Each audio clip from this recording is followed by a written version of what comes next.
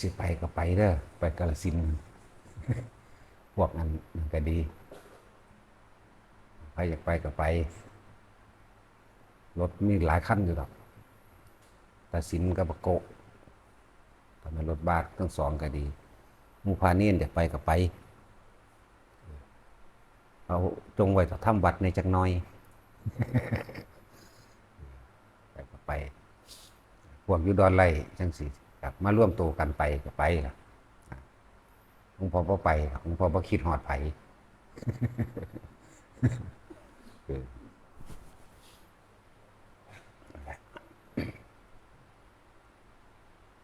ถ้าเฮาบ่เป็นเจ้าของสิ่งใดเฮาก็บ่มีอันใดที่ต้องสูญเสียอีกฟังดีๆเด้อเฮาบ่เป็นเจ้าของสิ่งใดเฮาก็บ่มีอีหยังที่จะต้องสูญเสียนั่นแหละว่าทุกคนฟังเข้าใจดีอยู่ดอกแต่ว่าเสียได้ขนาดใด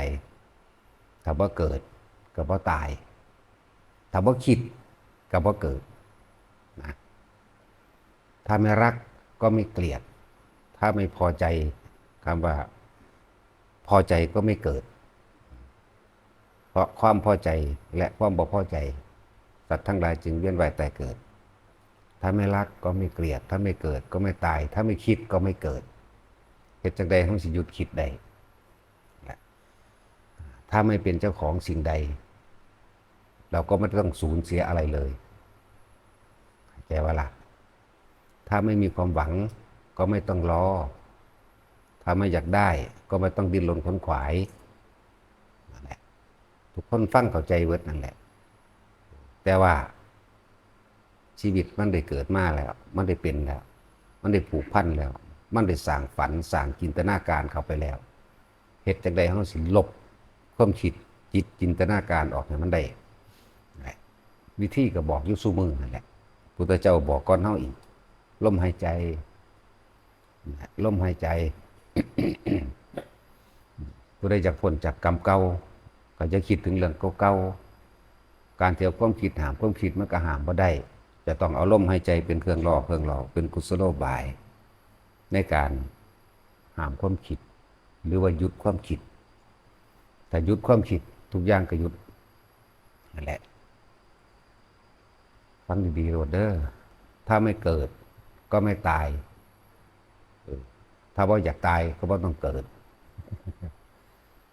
ถ้าไม่คิดในความอยากได้และอยากเป็นนี่แหละหยุดเกิดได้เลยกรรมเก่าที่มีมากยิ่งใดกระชันขาดสะบั้นลงเบิดเลยแต่กันว่าทุกคนที่บ่เคยผิดบ่มีดอกแต่ว่าจะไปคิดถึงเรื่องเก่าๆถ้าคิดถึงเรื่องเก่าๆความเศร้าหมองเกิดขึ้นนะอยากให้มันเป็นดังเดิมแล้วก็ดิ้นรนแล้วก็ค้นขวายว่าแต่ละคนวิธีมันกะบอกเสมอนั่นแหละพยายามอยู่ในลมหายใจเด้ออยู่ในกายเด้ออยู่ในกายคือทำความรู้สึกอยู่ในกาย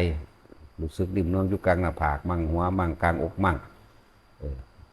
จุดเริ่มต้นทั้งเบิดก็คือต้องลมหายใจคนเฮาเกิดมากแต่จุดเริ่มต้นแห่งการมีชีวิตอยู่เกิดออกมาจากท้องแม่แล้วก็เริ่มต้นของการมีชีวิตอยู่กับลมหายใจนั่นแหละสิ้นสุดของการมีชีวิตกับลมหายใจนั่นแหละมันบ่เป็นธรรมดาเลยลมหายใจสิ้นสุดของความการเวียนว่ายตายเกิดเลยกับลมหายใจนี่เด้เกิดมาเป็นได้ร่างกายมนุษย์สัตว์ทั้งหลายก็อาศัยลมหายใจเป็นอาหารเป็นเครื่องอยู่เอาลมหายใจเนี่ยแต่ว่าบ่รู้ว่าตัวเองมีลมหายใจแหละสิ้นสุดของชีวิตกับเบิดลมหายใจแต่ว่าลมหายใจมีอีกอย่างที่มากยิ่งกว่านั้นอีกถ้าเฮาใส่สติความรู้สึกอยู่กับลมหายใจบ่มาเกิดเลยกับลมหายใจนั่นแหละเอาพอ